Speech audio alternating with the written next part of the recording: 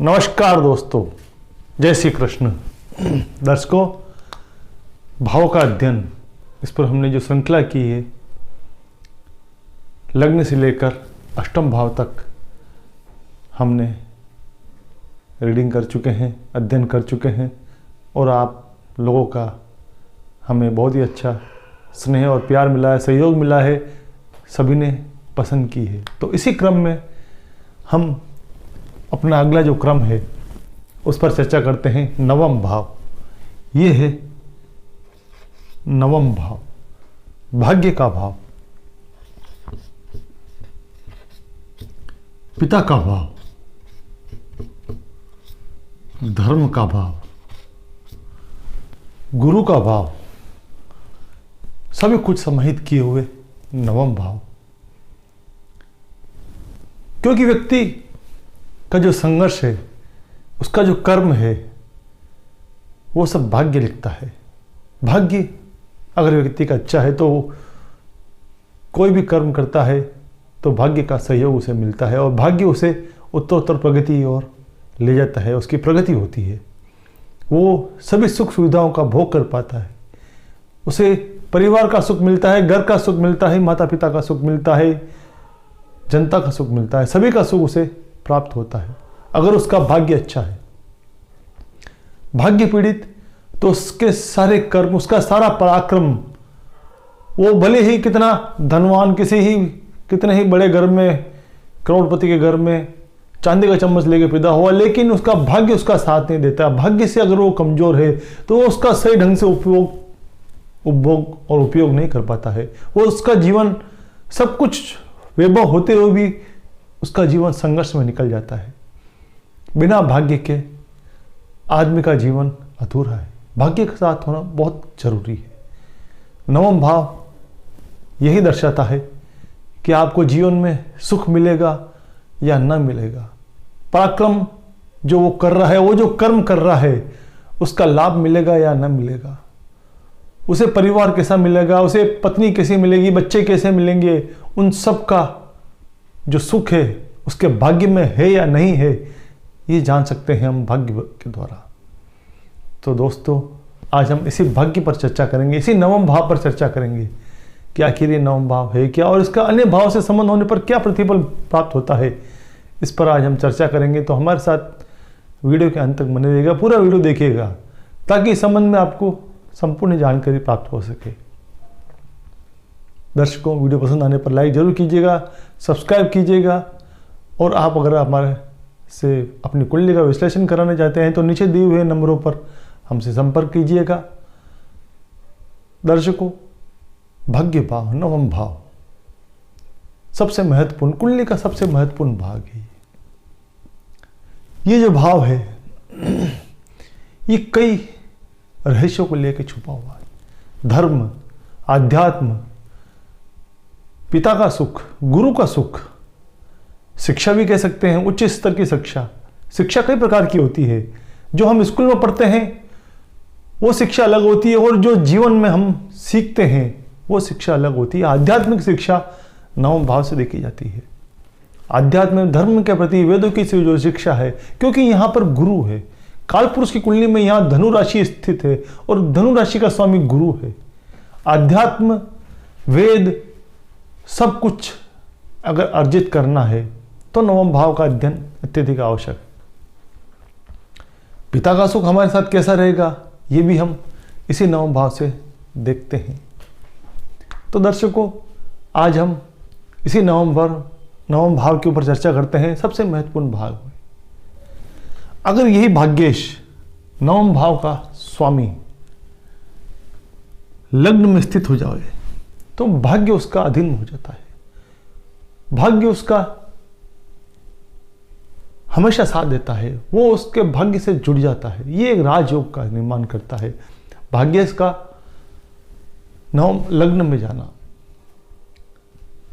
भाग्य उसके कोई भी कार्य करता है तो उसको प्रतिफल मिलने लग जाता है। पिता का सुख अच्छा मिलता है, पिता का सपोर्ट उसके साथ पूरा बना रहता है, धर्म से जुड़ा रहता है ऐसा आदमी।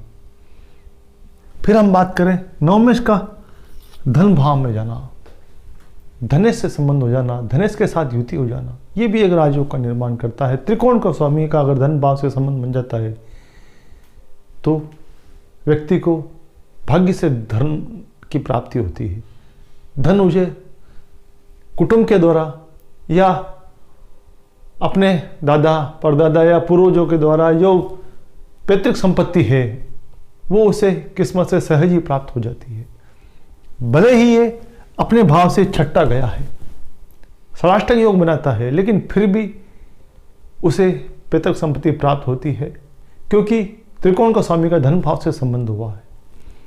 यही नवमेश तृतीय भाव में जाता है, ये होता है पराक्रम भाव, और ये यहां पर जाकर भाग्य भाव को, अपने ही भाव को देखता है तो भाग्य में वृद्धि करता है। उसका पराक्रम उसके साथ रहता है।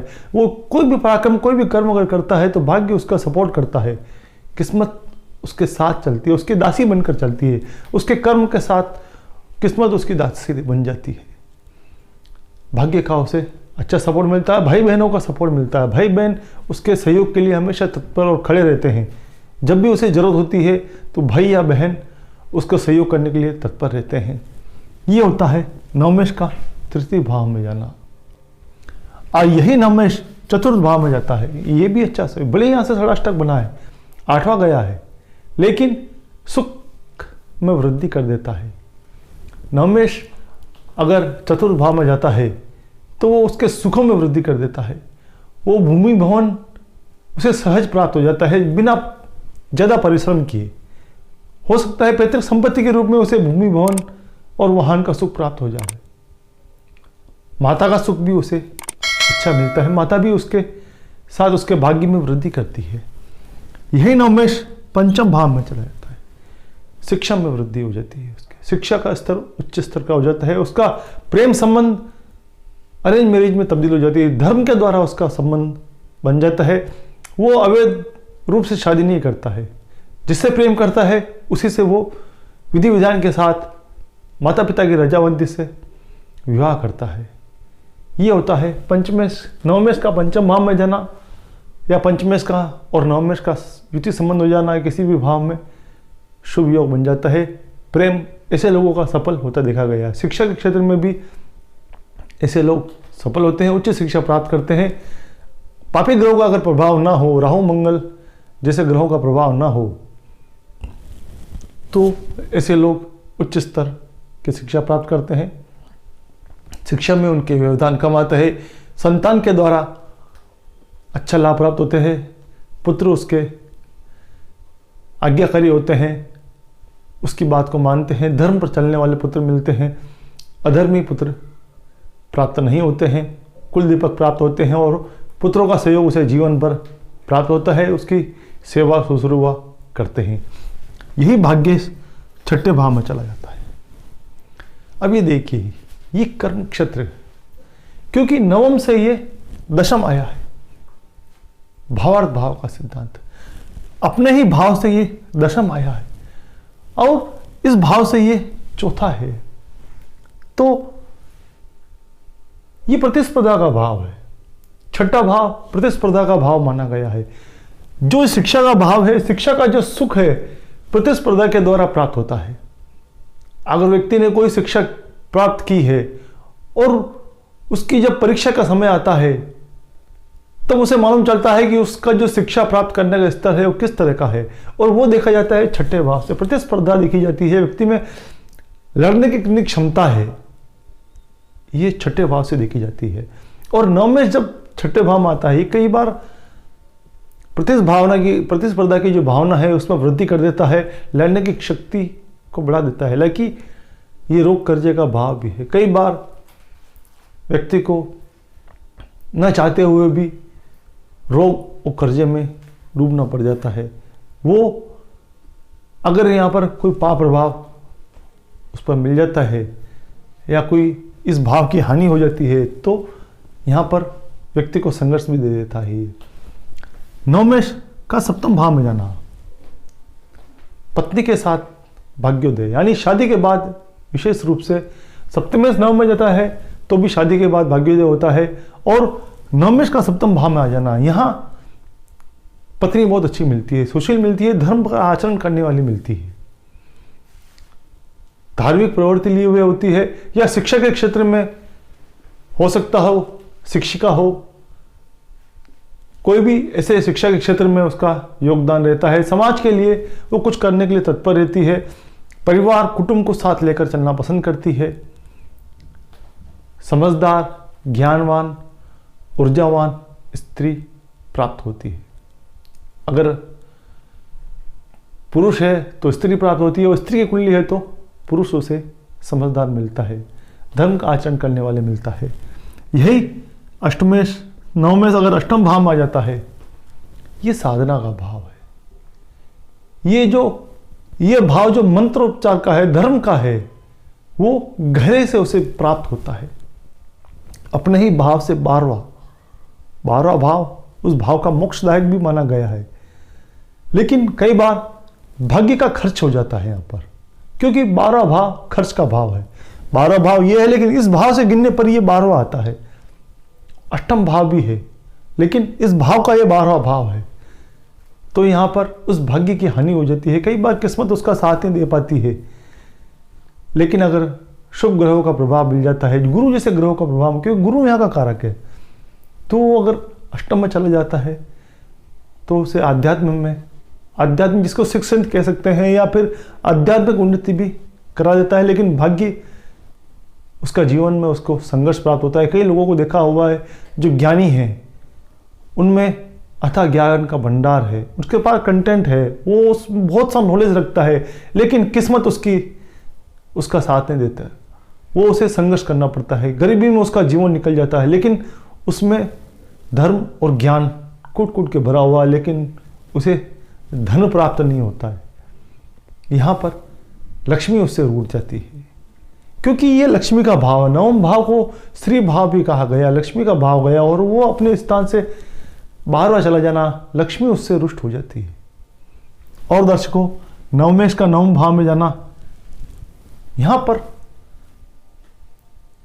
पिता की हानि कर देता है, क्योंकि इस भावेश का जो कारक है वो पिता है, और वो गुरु, सूर्य, ऐसे ग्रह अगर इसी भाव में आ जाते हैं तो, क्योंकि कई बार देखा गया है चंद्रमा का चतुर्थ भाव में जाना माता की हानि कर देता है, शुक्र का सप्तम भाव में आना पत्नी का सुख में कमी कर देता है। उसी प्रकार नवम भाव में नवमेश का जाना पिता के सुख में कमी कर देता है।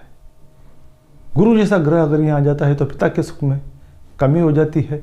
लेकिन धर्म, अध्यात्म, इसमें उनकी जबरदस्त रुचि है, आध्यात्मिक वेदों का उसे ज्ञान प्राप्त होता है। ऐसे लोग धर्म के क्षेत्र में आगे बढ़ते हैं, मंत्रोच्चार उनको जल्दी प्राप्त हो जाता है, जल्दी वो सिद्ध कर लेते हैं। यही नवमेश दशम भाव में आ जाता है, ये बहुत ही अच्छा भाव है। यहाँ उसके पिता के सुख में वृद्धि हो जाती है। नवमेश का दशम भाव में आना, केंद्र में आ जाना, आजीविका, वो धर्म के क्षेत्र में अपना नाम कमाते हैं, आजीविका के क्षेत्र में, कोई भी कर्म क्षेत्र में उनका जो बिजनेस है या किसी जॉब में है तो उसमें उन्हें सफलता प्राप्त होती है, उच्च स्तर की सफलता प्राप्त करते हैं।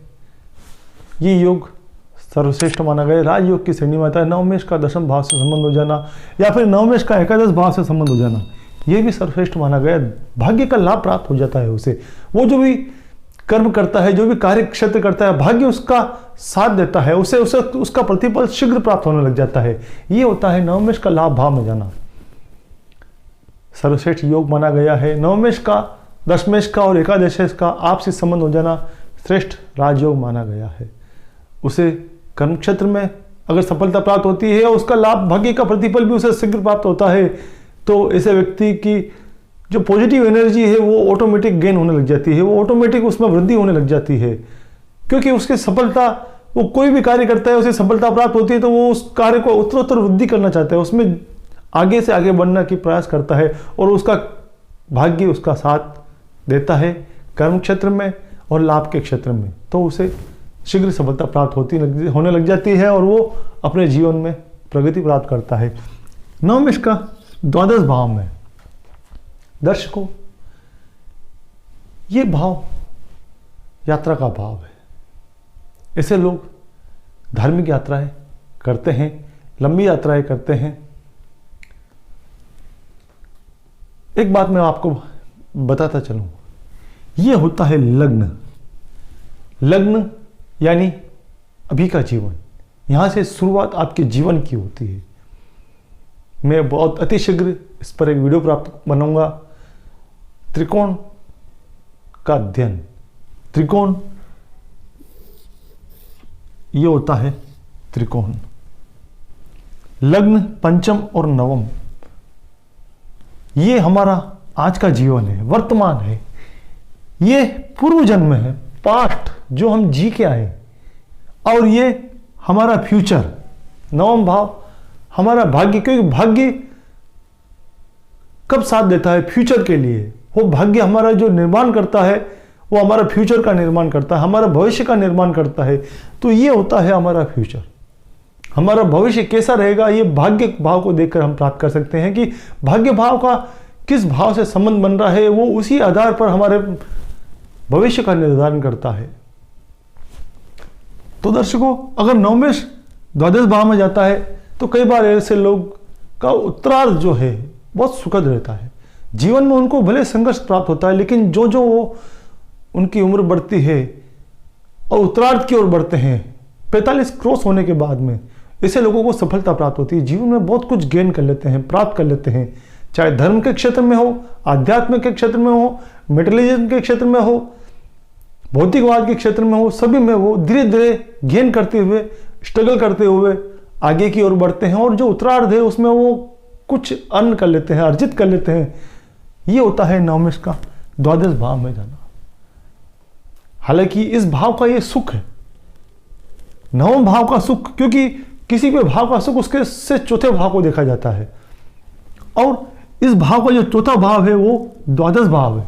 कई बार हमने अनुसंधान के रूप में या कई कुंडलियों को विश्लेषण करने पर हमने पाया है कि भाग्योदय के लिए भी द्वादश भाव को देखा जाता है। द्वादश भाव, क्योंकि भाग्य का सुख उसे कैसा मिलेगा वो द्वादश भाव के अध्ययन से प्राप्त होता है। ये जो ज्योतिष लोग हैं वो मोटे रूप पे ऊपरी तौर पर देख लेते हैं, लेकिन कई बार आंतरिक रूप से जाकर उसके भाव का अध्ययन अत्यधिक आवश्यक है। तो नवमेश का द्वादश भाव में जाना भी अच्छा माना गया है, लेकिन कई बार वो भाग्य की हानि कर देता है। जीवन में शुरुआत में वो स्ट्रगल जरूर देता है। तो दोस्तों, आज हमने नवम भाव पर अध्ययन किया है। बहुत बड़ा विषय है, मैं सूक्ष्म रूप में बता पाया हूँ। आगे भी हम नवम भाव पर और चर्चा करेंगे। जब हम त्रिकोण के ऊपर वीडियो बनाएंगे, उस पर चर्चा करेंगे, तब मैं आपको इसकी गहराइयों के बारे में और भी बात करूंगा। दर्शकों, हमारे साथ इसी तरह वीडियो बने रहेगा। वीडियो पसंद आने पर लाइक करना ना भूलिएगा और सब्सक्राइब कीजिएगा, ताकि हमारी वीडियो आप तक लगातार प्रतिदिन प्राप्त हो सके। सब्सक्राइब करके उसमें नोटिफिकेशन पर ऑल का बटन जरूर दबाइएगा। इसी तरह हमारे साथ अपना श्रेय बनाए रखेगा। दर्शकों, जय श्री कृष्ण।